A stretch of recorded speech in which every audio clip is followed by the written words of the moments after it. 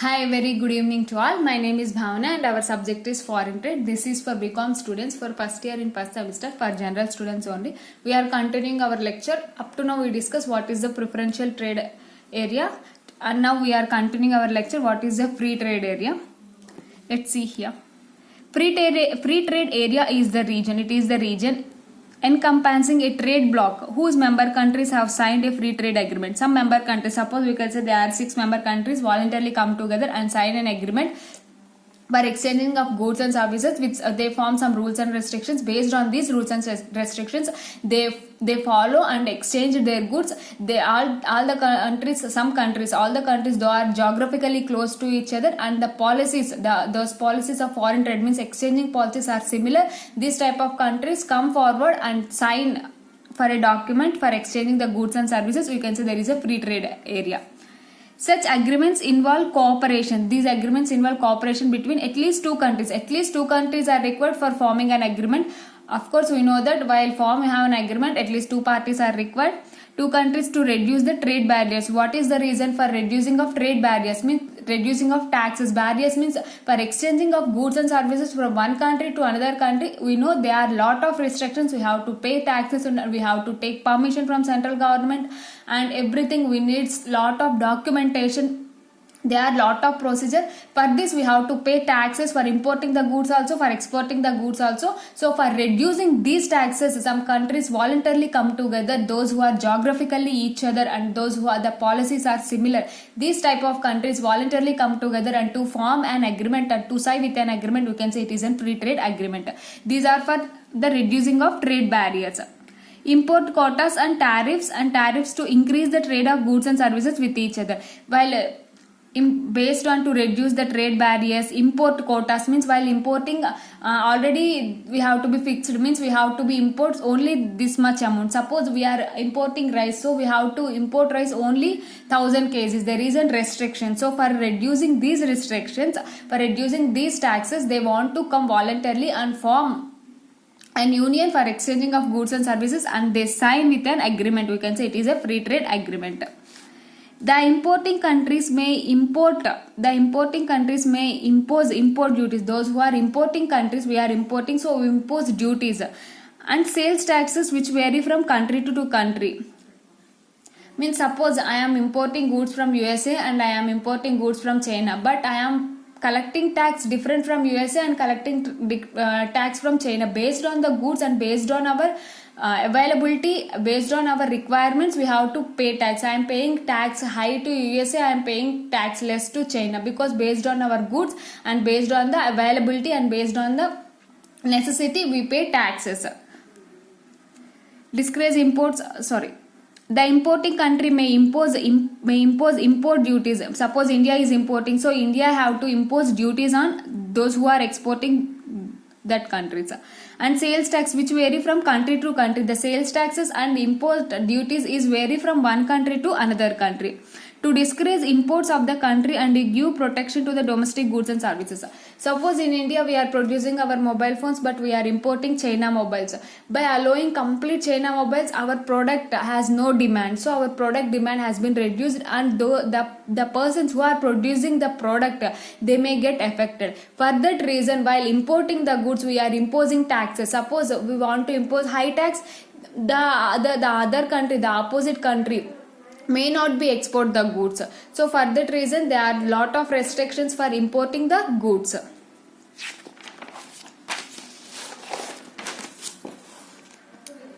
This becomes a barrier for exchanging and trade cannot grow between the countries. Hence, foreign trade agreement plays a significant role in moving the goods among different countries and trade-off groups. Suppose for that reason only we created free trade agreement. In this free trade agreement, those countries form an agreement and sign with an agreement, come together, they exchange the goods and services with the required rates. then each country has developed equally. Suppose one country is exporting their own the goods more, so the importing country may affect due to economically we have to pay money in foreign currency, so we are unable to pay. That's why some countries form together for exchanging of goods and services with very low cost based on the developed countries and developing countries. For this, free trade agreement is very helpful for those countries who want to develop their economy. Free trade leads to remove of trade tariffs or import quotas, avoiding delay of goods. It also avoids delay of goods. While there is no free trade agreement, there are lot of restrictions while importing the good and exporting the good. We have to fill a form, and we have to take permission, and we have to pay taxes, and we want to wait for this central government for approval of everything. So there is a lot of delay. For avoiding these delay, improving our exports and imports, these some countries voluntarily come together to sign an agreement for free exchange of goods and services in particular area. You can say it is a free trade agreement.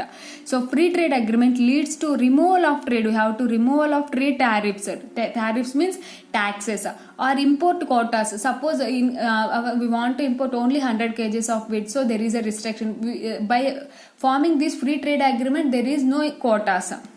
Avoid delay of goods passes from one country to another country. No difference exists in taxation or regulation. Each and every in the grouping countries have to pay. Each and every country has to equal taxes, but there is no non-member countries and no grouping countries different taxes for different countries. By reducing all these differentiates, all these difficulties, they come together and form a free trade agreement. For this agreement, we can exchange goods and services easily without any restrictions. There is no quotas, and also equal taxes we have to pay each and every country. So they benefited of exchanging of goods and also economic development, and there is also economic integration also. So we can say free trade agreement creates and avoids all these procedures, and there is a free flow of goods and services without any delay. Why you can say without any delay? Before not forming a free trade agreement, when we want to exchange the goods, there is a lot of restrictions. We have to take approval of the central government, and they want to give permission. It takes lot of time,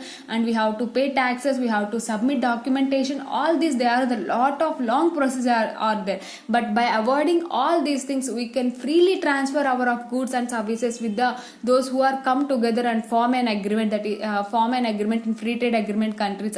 It is very easy for exchange of goods and services, and there is no quotas. We have to reduce our quotas, reduce our taxes, and also free allowal of the goods and services, and there is no differentiation. Each and every country has to pay equal taxes. These are the advantages and also uses for forming a free trade agreement. Next, what are the objectives? To reduce barriers to exchange for growth of trade between the countries. Trade means exchanging of goods. To reduce the barriers, we want to reduce the barriers. Barriers means restrictions. We have to reduce the restrictions, and also for the economic growth of every country, and also creation of trade between the countries. The three main reasons are we have to reduce the barriers, and we have to increase the economic growth, and also we have to develop the trade between the countries. Next, to avail comparative advantage of each source of production with easy exchange of goods and services. What is comparative advantage of goods and services means? Suppose India is producing agriculture products with very quality of the products and very reasonable price. At the same, the USA while want to produce agriculture products with a huge cost. So there is an agreement between India and USA. India want to export some other countries. USA want to export some other countries. India want to export agriculture products with USA. So both are comparatively they are gaining, because of US want to produce the goods with a high cost, but there is a lot of money is required. But India want to import the goods to USA, they get at a very reasonable cost.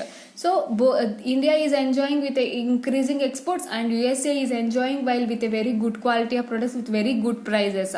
So for that, which country have to produce better quality of goods, that country have to be export the goods to other countries. While exporting like that, every country is enjoying with comparative advantage.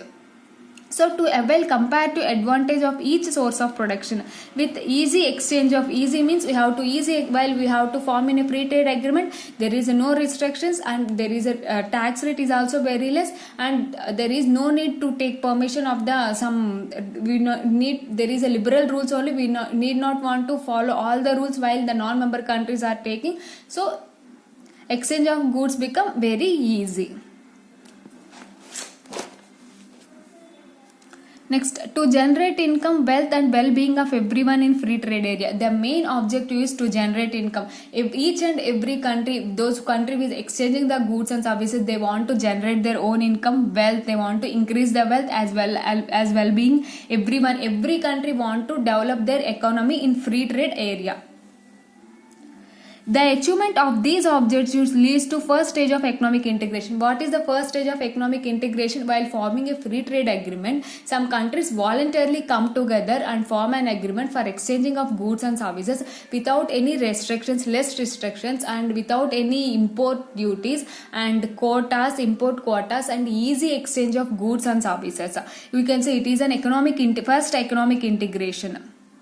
If people are also free move between the countries in addition to free trade. Up to now we discussed trade. Trade means exchanging of goods only. This is called the first stage of integration. While if the people also moving from one country to another country, in addition to free trade, it would be considered as open borders. And second, we can say people also moving from one country to another country, we can say it is an open borders, which is the second stage of economic integration. Up to now we are in this first stage of integration. In this first stage of integration, we are exchanging our goods and services without any restrictions. We can say it is the first stage of integration. While in second stage of integration, according to these goods, the people also move from one place to the another place is very easily. We can say it is the second stage of integration. I hope you understand this lecture. Today we complete what is the preferential trade area, what is the free trade area agreement. Those countries who are in the free trade agreement only can transfer the particular goods in preferential trade agreement.